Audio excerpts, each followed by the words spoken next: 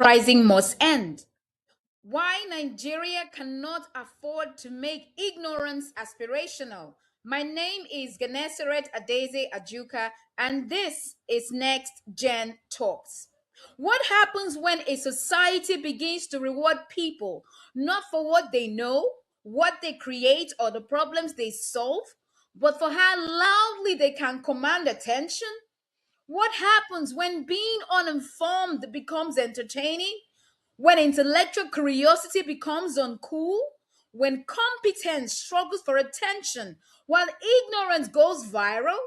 And what happens when millions of young people are watching these things play out? That is the uncomfortable conversation behind what Nigerians have recently called the Olodo Uprising. And I think we need to have that conversation without insults, without elitism, and without pretending that our young people are the problem because they are not. And this conversation is not about degrees. Now, let me start with an important distinction. Being educated does not automatically make someone intelligent, and not having a university degree does not make someone unintelligent. Some of the most extraordinary entrepreneurs, artists, innovators, and creators in history did not follow conventional academic paths. This conversation is not about tertiary education certificates. This isn't about mocking people who struggled academically. And it cannot be about declaring one profession more respectable than another. Entertainment is valuable, creativity is valuable, entrepreneurship is valuable. The question is what happens when ignorance itself becomes part of the brand? Now, not knowing is not the problem. There is nothing shameful about not knowing something. In fact, intellectual growth begins with admitting, I don't know. The problem begins when society turns that admission into an identity. There is a significant difference between a young person who says, I don't know this, let me learn, and someone who says, I don't know this, and knowing it doesn't matter. The first is ignorance waiting to be corrected. The second is ignorance being defended. That distinction is at the heart of this conversation. Now, why is all of this happening? Because the economy of attention has changed the rules. For centuries, social status was closely connected to things like wealth, profession, education, family background, or political influence. Today, there is another currency: attention, followers, views, shares, engagement, virality. And attention does not care how you acquired it. A brilliant explanation can receive 500 views. A ridiculous performance can receive 5 million views. The algorithm isn't making a moral judgment, it is simply measuring what keeps people watching. And that creates an uncomfortable incentive. Being outrageous can sometimes be more profitable than being excellent. Young people are responding to incentives. Now, this is where I refuse to simply blame young Nigerians. If a young person looks around and sees that traditional education does not guarantee employment, while digital platforms can turn personality into income, why wouldn't some of them choose the second path? If a graduate spends years studying and still struggles to find work, while someone else becomes financially successful through some form of content creation, the young person is going to notice that isn't stupidity, that is adaptation to economic incentives. Now, the problem begins when adaptation becomes imitation without discernment. When young people stop asking what creates lasting value and start asking only what gets attention. Now, what are we teaching them to admire? Every society educates its young people, even when it isn't trying to. Children learn from what adults praise. Young people learn from who brands sponsor. They learn from who receives invitation. They learn from who becomes famous. They learn from who gets celebrated online. We tell young people to value education, but then we show them who society actually rewards. And young people are observant. They notice when the engineer is underpaid. They notice when the teacher is ignored. They notice when the researcher struggles for funding. They notice when the person with the largest audience has more influence than the person with the deepest expertise.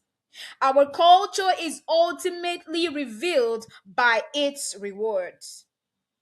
Now, the first consequence of Olodo Rising is that education loses its allure.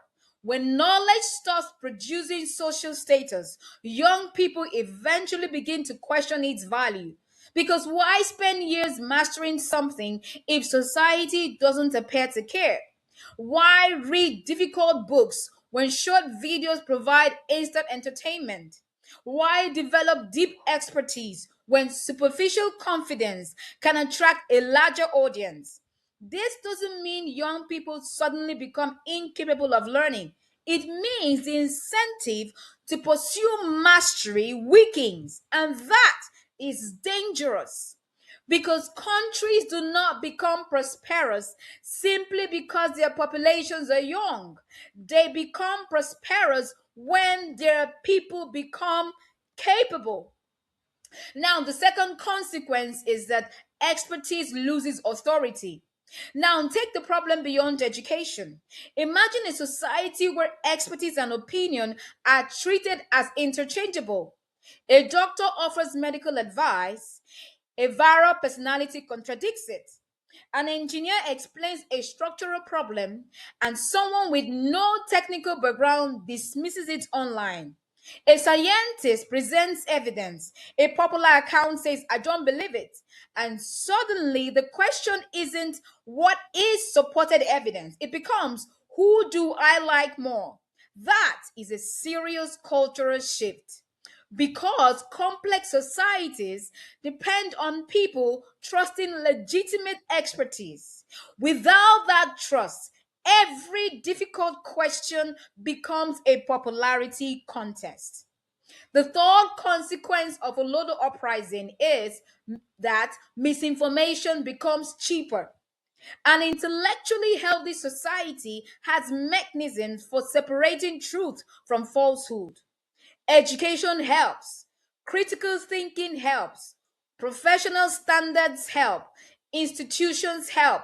But when people become accustomed to believing whatever is entertaining, emotional, or popular, misinformation gets an enormous advantage. A complicated truth requires explanation. A lie can fit into one sentence. A scientific paper requires concentration. A conspiracy theory requires only imagination. And when attention becomes more valuable than accuracy, falsehood can become an extremely efficient product. Now, the fourth consequence of a Olodo uprising is that governance becomes a performance. This problem eventually leaves social media and enters politics.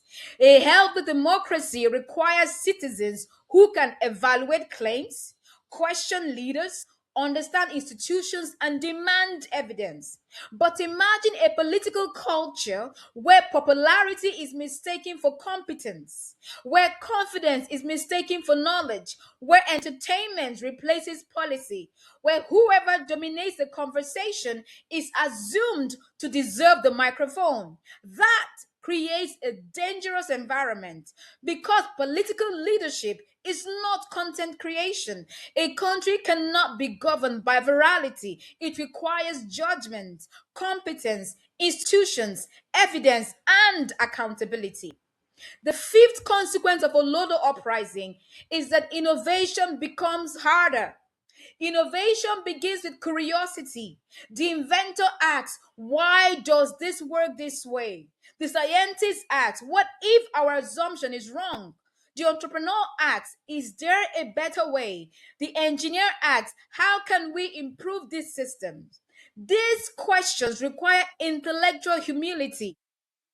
Be willing to discover that you were wrong.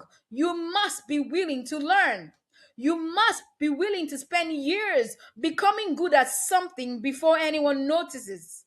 A culture obsessed with instant recognition can make that patience increasingly difficult, and innovation rarely comes from people who are afraid of being beginners. The sixth consequence of Olodo Uprising is that Africa's demographic dividend could fail.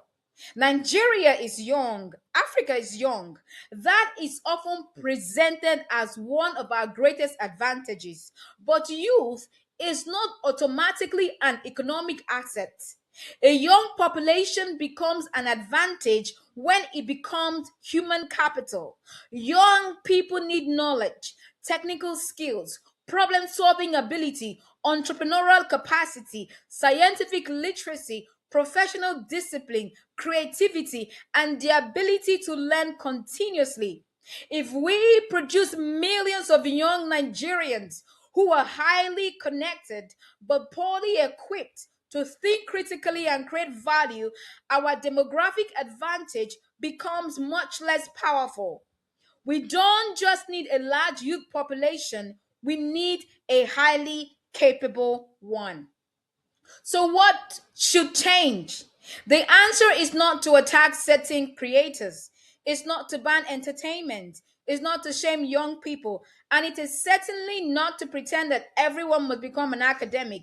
The answer is to make excellence attractive again, make competence visible, make expertise accessible, make learning exciting, make innovation aspirational, make skilled work economically rewarding, give young Nigerians examples of success that go beyond fame, show them that you can be knowledgeable without being boring, successful without being shallow, influential without being ignorant, creative without abandoning substance.